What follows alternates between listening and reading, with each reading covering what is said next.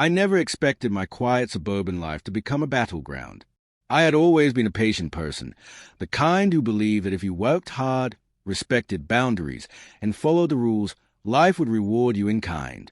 But life, it seemed, had other plans. It started on a seemingly ordinary Saturday morning.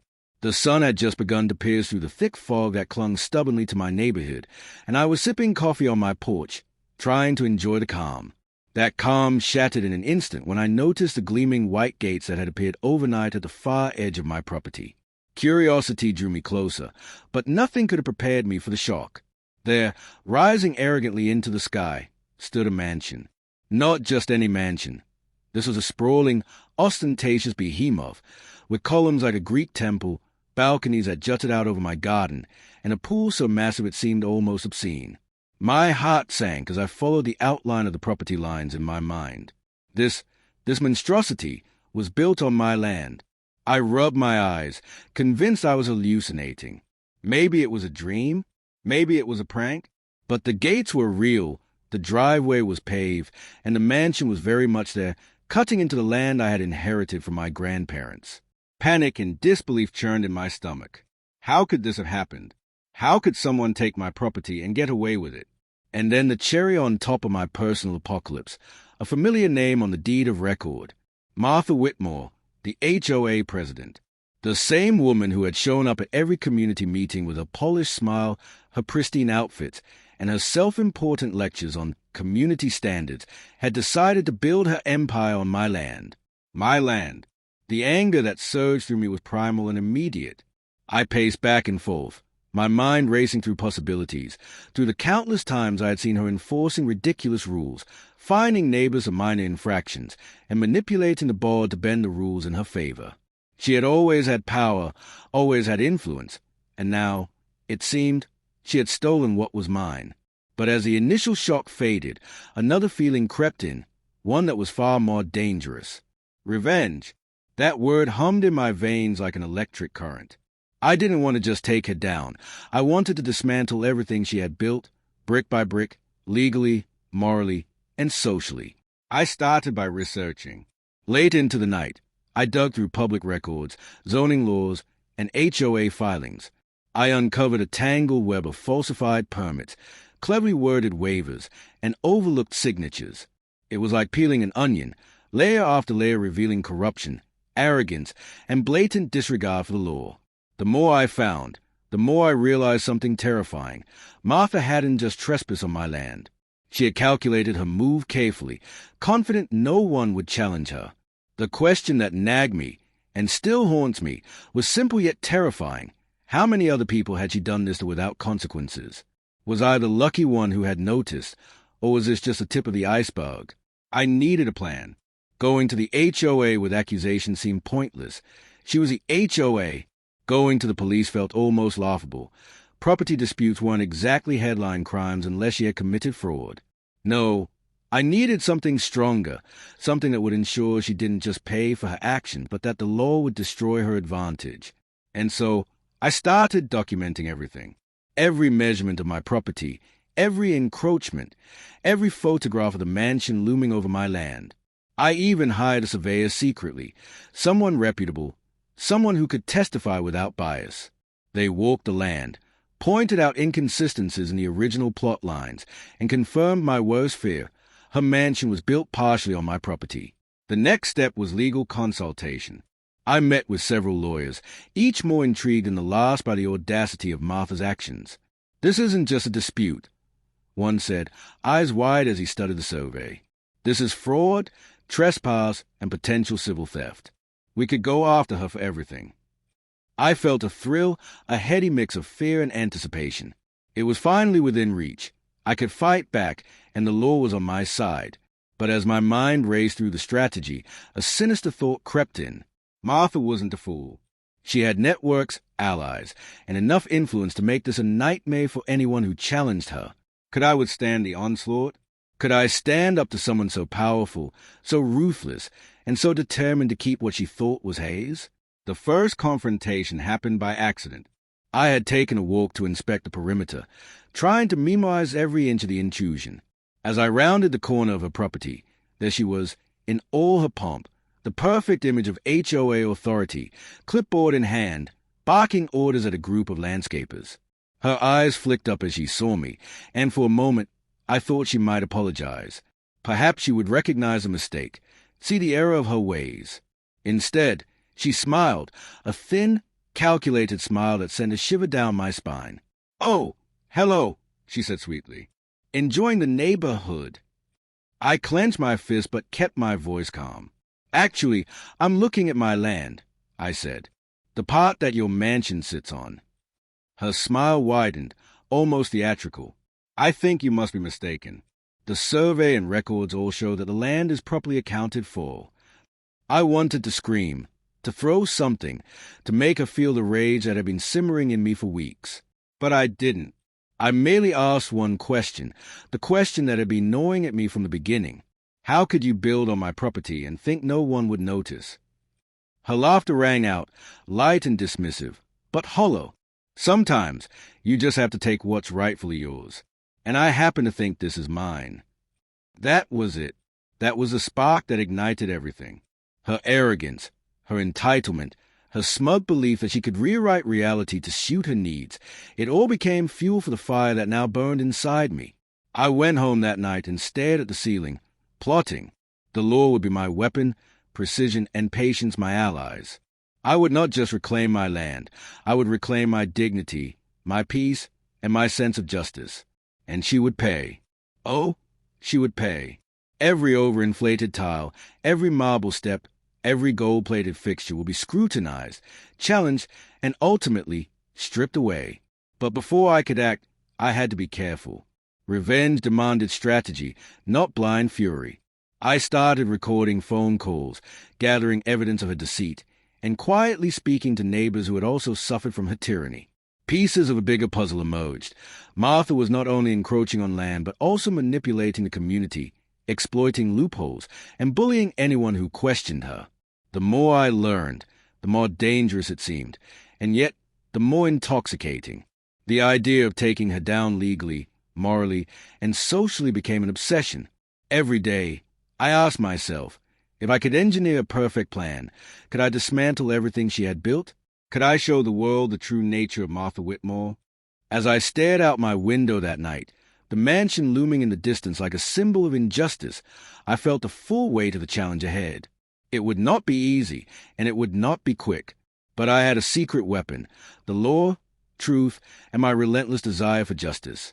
The question remained, would it be enough to take back what was mine and ensure she could never harm anyone else again?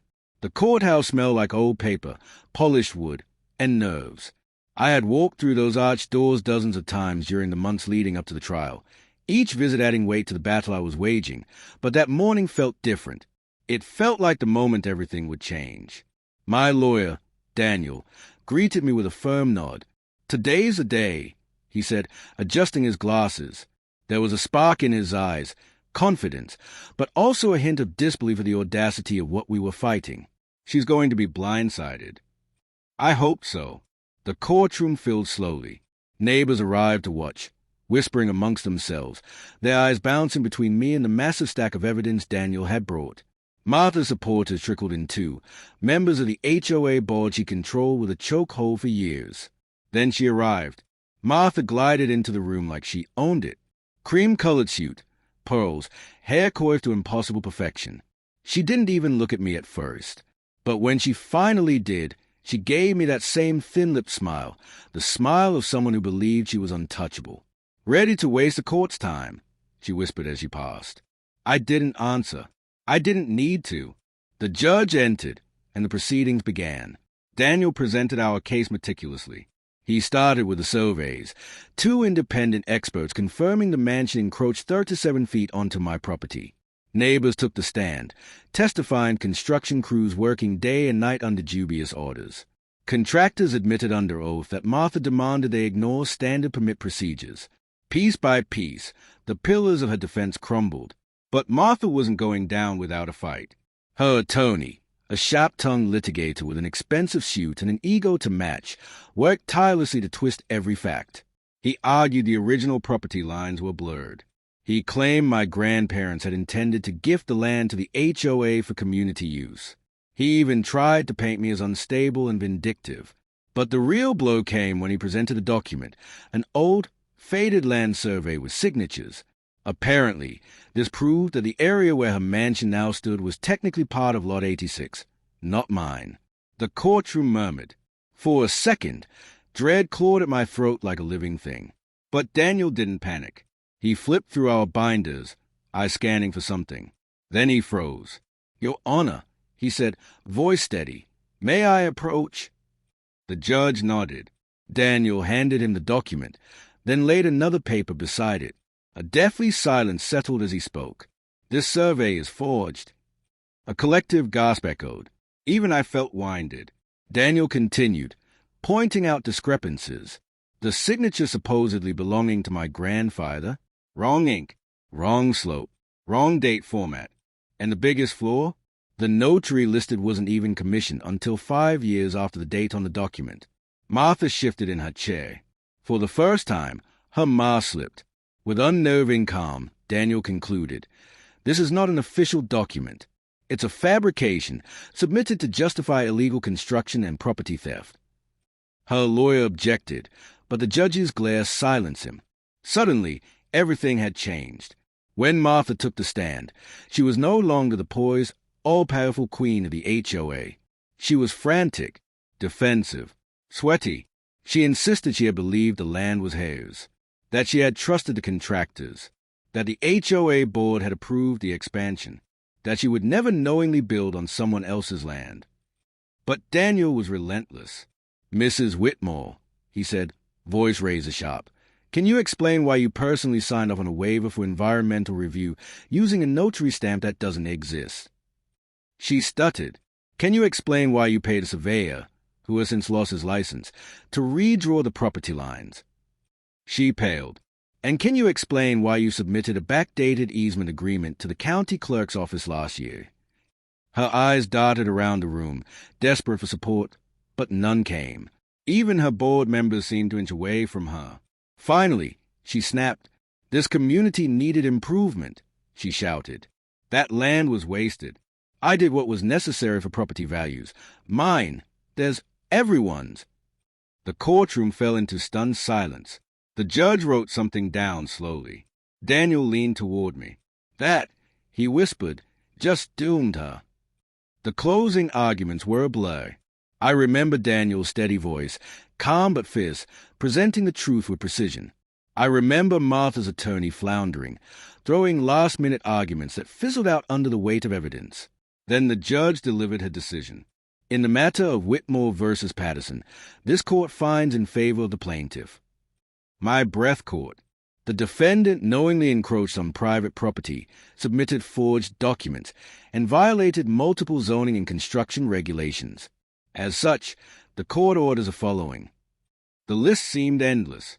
She was ordered to vacate the mansion immediately, pay full restitution for land theft, cover all legal fees, and the finishing blow. The structure built on the plaintiff's land must be either removed at the defendant's expense or transferred entirely to the plaintiff. The room erupted. Gasps, murmurs, a sharp "what?" from Martha's side. Transferred entirely to me. I had not expected that. Daniel whispered, "The judge is furious. Consider it poetic justice." Martha stood, trembling with rage. You can't do this. That mansion is worth millions." The judge replied coolly, "Then perhaps you should not have built it illegally." The bailiff approached her, and as she was escorted out, not arrested, but defeated, she finally looked at me. There was no smile this time, only hatred, and something else I recognized.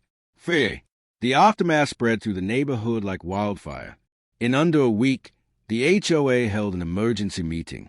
With overwhelming votes and public pressure, Martha was removed as president. Investigations uncovered years of misuse of funds, unfair fines, and manipulated votes. By the time the county finished their audit, the entire board had resigned or been removed. A new, fair HOA was elected.